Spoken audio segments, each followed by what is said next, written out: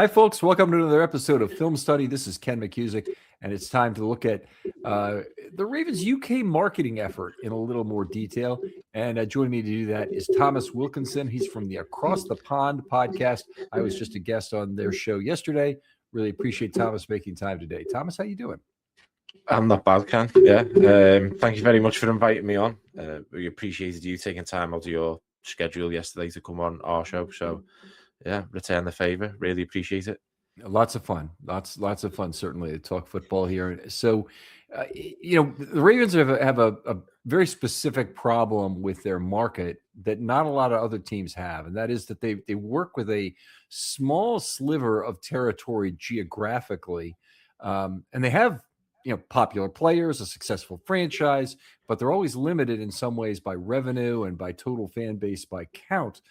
By the fact that they just are in a small sliver of the Mid-Atlantic region, with Washington to the south, Philadelphia to the north, Pittsburgh and other teams to the west, that eat into their potential growth of their market geographically.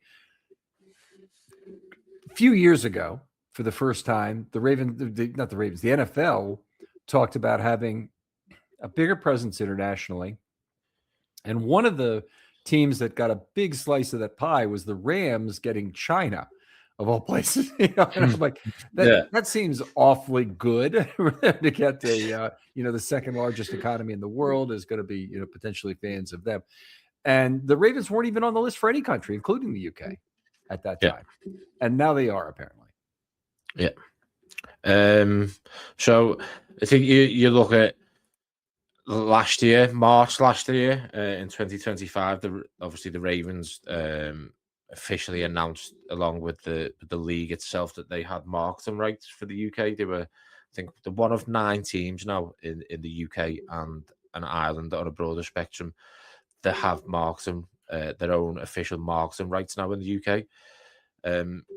What that enables the Ravens to do now is they take control of that is now their remit to do it. It's not just, for years it was the NFL pushing kind of the marketing in the UK. Now it is solely the Ravens' responsibility. So very early on in this kind of the marketing campaign that the Ravens are on at the moment, they've obviously formulated Ravens in UK, and since that, the Ravens have always been open to communication, and in these very early stages, there has been some great things from them. The communication is going to be key moving forward with this strategy that the Ravens have got, and it's a huge market to tap into. The NFL, American football in the UK, it's the fastest growing sport in the UK. And you see the success of teams that have been over before in the past. And I'm sure we'll touch on some of the teams that have been over before, but it's exciting times for Ravens fans in the UK at this moment in time. All right. So this year, of course, they haven't announced the international games officially. The Ravens have been kind of apparently told they're going to be playing an international game. And it appears from the fact the Cowboys are going to be playing in Rio de Janeiro that it's most likely going to be the Ravens who play them there. So it won't be a UK game, despite this commitment to invigorate the UK market and woo fans over there, which seems kind of important to get off the ground running. Yeah, I mean, absolutely. I'd be lying now if I was to say it's not disappointing that the Ravens aren't going to be in the UK next year. As you say, the Cowboys being that extra road game, then the Cowboys playing in Rio, and from all reports coming out that the Ravens are going to be playing that game in Rio. That in itself is exciting for the league and for the Ravens to tap into that kind of South American market. But from a UK fan's perspective, it is disappointing. But I think you've also got to look at, the Ravens were over here. You're going back to 2023, they played the Titans. Mm-hmm. So it's not that long ago that the Ravens were here, and I think when you've got to put into perspective that the UK have three London games assigned to them each year. 2 of them involve the Jaguars, or last year 2 of them were the Vikings, albeit the Vikings played 1 game in Dublin, and then the week after they were in London. So there is a small kind of the small fixture size for the ability for every UK marketed team to come over and play. So when you take that into account, I think it's only fair. I'm sure that the next time the Ravens play an international game, obviously I don't think it's going to be the year after this season, 2027. I think they'll probably be back on the road in 2028. That is when you would expect them to come back over. What do you expect the Ravens to do? I know groups like UK Ravens on Twitter and others. I don't know what others you might be involved in, but what do you expect them to do about reaching out to you folks? I mean, obviously, James Ogden had the honor of making the draft selection for the Ravens last year on national TV here in the United States. You got Teddy Buchanan's signed draft card and a jersey as well. So. I'm just wondering, how are they reaching out to kind of woo fans? Have they done something already? Have they sent mass emails? What have they done?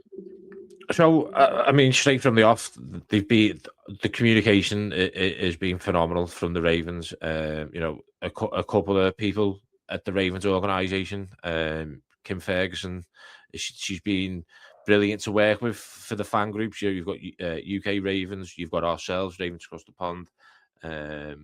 You've got Scottish Ravens and the Irish Ravens. Laura Humphreys has been key in that communication as well. The draft party that they put on last year was incredible. An awful lot of people turned up to that, and that was a sample size and a taster of what we expect to come. I think it's key that Ravens in UK continue building and strengthening them relationships with the existing fan groups, and I think they can benefit from each other. You look at some of these fan groups now; they have huge followings on social media. A lot of fans, I'd say 90% of UK-based American football fans rely on social media news, podcasts, content creators to give them the news because of the coverage. And Ravens in UK need to tap into that market. They need to use the guys that have been Ravens fans for years. A couple of them Ravens fan groups have been going since 2003. So they need to tap into that. There's regions all across the UK, outside of London, Manchester, Liverpool, Scotland, up in Glasgow, and obviously over in Ireland, that hopefully they can take events to in the future. You're in Liverpool, right? So is that correct? Okay. And do you guys have a bar that's known for Ravens fans assemble at to watch the game? So across all of them cities I've just mentioned, Liverpool, there's a bar called Pins Social that if we have a Liverpool meetup to watch the games, we'll go there. Manchester, there is us Brits are famed for our love of pubs. There's a pub in Manchester called Lash O'Gowrie where they go. London, pub named the Raven. That's where they have the watch parties. I think the same pub name up in Scotland that the Scottish Ravens use. So there's so many kind of regional groups across the UK from many different fan groups where they all come together to watch Ravens games. All right. That's great. Now, tell me a little bit about the typical UK fan. One thing you really notice if you go to a game in the UK is that if you play the state license plate game in the United States, when you go across the country with your family or just do a small traveling just to keep the kids quiet, you try and find all the individual states, and you can't usually do it in a trip, but you can definitely find every single NFL jersey in one trip to an NFL game in the UK. Not everybody's wearing a jersey of one of the two teams. They're often wearing, they've got a Drew Brees jersey or something, and they're there for the Ravens and Titans. Yeah, I mean, I think it's just the passion that UK fans have for the game, not only the game, but obviously their individual organisations that they support and follow. Look, I've been to plenty of London games. The Ravens have only played in 2 of those London games, but every time I go, the Ravens fans in the UK will represent wearing Ravens jerseys. I think what makes UK fans not different, but so kind of energetic and passionate about the team is it takes an awful lot for fans like myself to be able to stay. Some of these games that kick off US time, that we stay up and watch it, 2:00 in the morning on a Sunday morning, and then we're into work on Monday, and it's that passion. UK fans have got some of the most knowledgeable fans across content created podcasts that cover American football. It's a market that is huge for the NFL. Look, the NFL noticed that back in 2007 when they decided to bring the games back over. Yeah, I mean, no doubt, a high quality fan base. They really love football. They want to discuss it, and a lot of the metrics are there for other sports as well. So soccer has proper football. Yeah, just try to differentiate here. Has a number of advancement metrics that are not really understood by American fans, but we know they exist. At least we know now they exist, and they had also had gone further with individual player cam stuff than the NFL has. Now that's something I'd really want the Ravens, not the Ravens, I want the NFL to do, is basically give the production truck to the over the networks for individual games, so you could choose your viewpoints, or maybe you have all 8 or 10 panels on at one time, where you're watching both head coaches and you're watching the X receiver versus a corner, and you're watching a high overhead shot from an all 22 side view kind of thing. I'd love to have that capability, but you guys have some of that already in individual player cams, I understand, over there for soccer, right? Yeah, soccer is like a religion here in the UK, and it's huge. It's huge, and I think the NFL have learned an awful lot from the sport of soccer, but from the fans of soccer, and I think that's where the passion comes from. So the soccer clubs in the UK, they don't belong to the league. They're not a franchise. These clubs in the UK. Like the soccer team I support, Everton, were founded in the year 1878. They have been in my city. That there's never ever been any danger of them, kind of overnight up sticks and moving, i.e. the Baltimore Colts. You see it quite a lot. So that passion, it is embedded in you, and what the coverage that we get of the soccer, and it's definitely something that the NFL can learn from. Give fans that opportunity to see these real-time reactions, real-time plays up close and personal, as though you're at the stadium.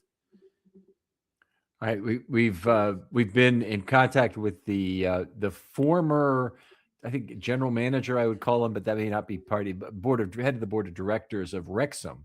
And we just happened to meet him in Africa, of all places, and had him on the show.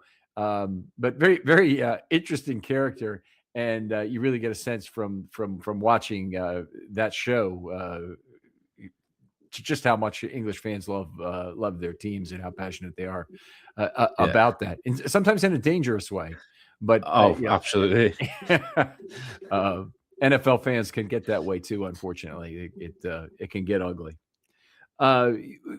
Lamar Jackson, obviously a very popular figure here in the United States, broadly for multiple reasons. Can you describe kind of his popularity level in the UK? His popularity level in the UK is huge. It's phenomenal. He's one of the highest selling jerseys in the UK. He was noted as saying when he came over in 2023 for that Titans game, he was walking around London with his mum and a couple of his friends, and he was stopped in the street by a couple of locals in London, and they kind of stopped him and said, "Are you Lamar?" And he was took back by that, and he was shocked that he didn't realise that how well known he was here in the UK. He's loved not only by Ravens fans, as we discussed on the show yesterday. Just he's the best player in the National Football League by a mile, and nobody comes close to him. but the reach and just the talent that he has, and he's a playmaker.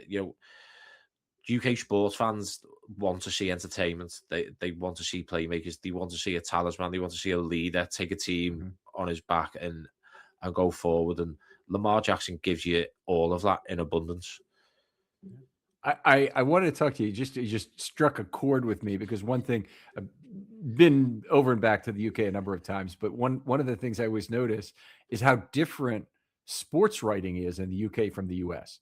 The US sports writing is very factual. It's, you need facts to back up your opinion about things, and occasionally they have op-ed stuff as well. But particularly if you read about cricket, you just it's talked about in flowery language that is completely different. I don't know where soccer falls. I didn't happen to be over there reading the sports section, during soccer season. But I mean, the reporting of soccer in the UK, it doesn't lean into the statistical side of the game, like pretty much every single American sport reporter does. They are so stat focused over there.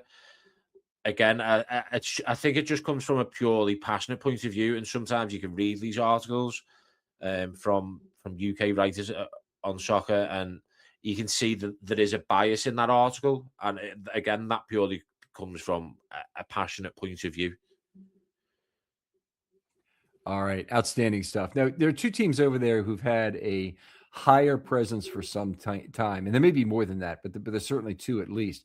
The first is the Jaguars, who played a number of home games over there, and the other is the Bucks. And I don't know if their relationship is still going, but I know the Glazers were kind of leaning into the possibility of having multiple games over in the UK, meaning they're okay to play every season as opposed to every other season kind of thing.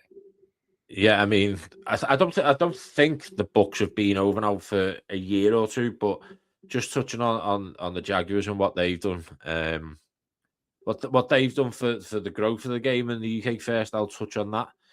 Since they came over and committed to playing at least one game every year over here in the UK, the Jaguars have got a kind of backed flag football league for children in the UK. It's called JagTag. That has over 90,000 participants in the UK. Wow, that's getting the youth of the UK involved, getting them fit and active, but also getting them hooked on such a wonderful game. You look at the official UK Jacksonville Jaguars fan club surpassed over 80,000 members. This is going back to 2018, so that number will be far higher now. The games at Wembley that the Jaguars have played at regularly draws over 80,000 to 86,000 spectators. 82% of those attendees are identified as British fans. Now, obviously, not all of them are going to be Jacksonville Jaguars fans, as you mentioned before. When you go to a game, the amount of jerseys that you see, and a recent UK government study ranked the Jaguars as the 11th most popular NFL team in the UK. Most of the support comes from London. Obviously, their owner, Shad Khan, he owns Fulham Football Club, soccer team in the Premier League. He made an ambitious bid to buy Wembley Stadium, which is the home of English soccer. So they have deep rooted ties in the UK, and I think that they've committed to playing 2 games a year now over here, which is great. I think the goal for them has always been, if the NFL was to expand and they were going to put a team in London, that the Jaguars would be that team to relocate, and they would take on that fan base. Yeah, that would be. That's going to be a very tough pill for the other owners to swallow. It probably will happen. I think the more likely event is that they'll go to 18 games, or even if they stay at 17 games for some period of time, that eventually every team will play one international game per season. Which that's really hard to schedule, by the way. That's very, very hard to get that scheduled. You have to come up with a certain methodology. You have in-division games if you're going to do it, but it's actually very difficult to get done. Outstanding stuff. Is there anything else that's special maybe about the UK market that the Ravens say, we really need that more than anything else? I think a lot of what the Ravens can tap into and how they can, new fans of the sport in the UK and getting them to choose the Ravens. You've got to look at player attraction currently at the moment. Lamar Jackson, Derrick Henry. The identity of the Ravens has always been a gritty organization. They're smart in the business that they do, and the difference with a lot of franchises in the National Football League. They need to increase the visibility. They do need to increase the content, but as I say, this marketing strategy and partnership only came about in March last year, so we're not even a year into it. That obviously it's very early days, but they need to keep building those bridges and tap into some of the history behind the links between the UK and Baltimore. There is so much deep rooted history. Baltimore and the UK, and probably go on a bit of a history lesson here. You could go back to all the way to 1812. Fort McHenry. Yep. Keeping the British Royal Navy at bay, and then even for myself, I've got a history degree. Part of my dissertation was on American history, and when you look at the links between the city of Liverpool and Baltimore, there's street names in Liverpool. There's Baltimore Street, and it's just off Maryland Street. There's the Baltimore-Liverpool shipping line going back to the 19th century. The steamboat, the RMS Somerset, was part of that, of the cotton trade, the sugar trade, tobacco trade. A lot of that came from the south, came up into Baltimore, into the port. Even going to 1980s, the UK government at the time travelled over to Baltimore, to the inner harbour, to have a look at the regeneration works that were going on there and how they could apply that to the regeneration of the Liverpool waterfront and the world famous Albert Dock. There are so many links there that that the Ravens can tap into. Let's tap into this history and let's see what we can build here. All right. Well, that's great. Let me tell you about the online cannabis company that's changing the game, Mood.com. They created an entirely line of functional gummies, 100% federally legal THC blends, discreetly delivered right to your doorstep. And here's the best part. You can get 20% off your first order at Mood.com with the promo code Ravens. Now, I've tried a bunch of their gummies myself. Each one's totally unique. The Sleepy Time gummies knock me out right away. They help me unwind fast, leave me refreshed the next morning. The Epic Euphoria gummies, they're perfect for when your day just isn't going the way you want it to go.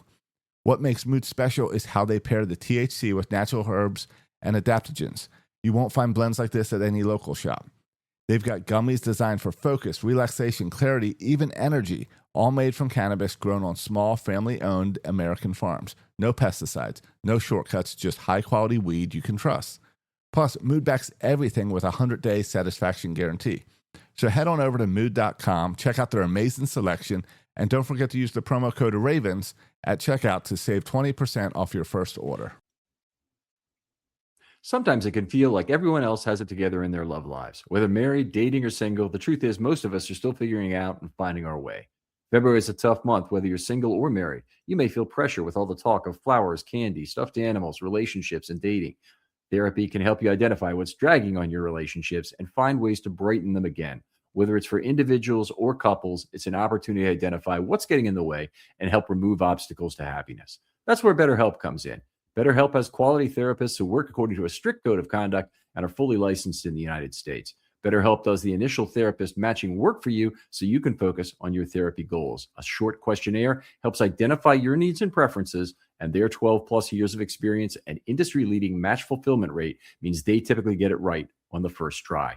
If you aren't happy with your match, switch to a different therapist at any time. With over 30,000 therapists, BetterHelp is the world's largest online therapy platform, having served over 6 million people globally, and it works. With an average rating of 4.9 out of 5 stars for a live session based on over 1.7 million client reviews. Sign up and get 10% off at BetterHelp.com. That's BetterHelp.com. This show is sponsored by BetterHelp. Great, and it's long been needed that the Ravens really try and expand their reach in the market. They've obviously got a very talented football team, and they've been a smart organization, but they can't do it all on smarts. They need market size, and frankly, the UK being as large as it is among world economies, it's still in the top 5 or 6 now, right? I think so. Yeah, I think it is. We got maybe India down there and Germany. Maybe the UK is number 5. But anyway, certainly a country that'd be a huge addition if the Ravens could get any kind of substantial portion of the market here. I don't think there's any reason why they can't fight for it under the current situation they have. Yeah, absolutely. And I think the current state of the franchise of coming off a disappointing season, but the talent is still there. The organization is so well run. It's not like you feel like the Ravens are going to fall off as an organization for a couple of years, and then right. It is hard to then possibly try and keep that focus of the fans in the UK. To put it in English soccer terms or English football terms, this is not a League 2 team that's going to have to advance 3 times to win a Premier League championship. They're ready right now, and hopefully this is the year. Well, Thomas, really appreciate you coming on, spending some time with us. Tell folks where they can talk football with you online if they have a question or find your podcast.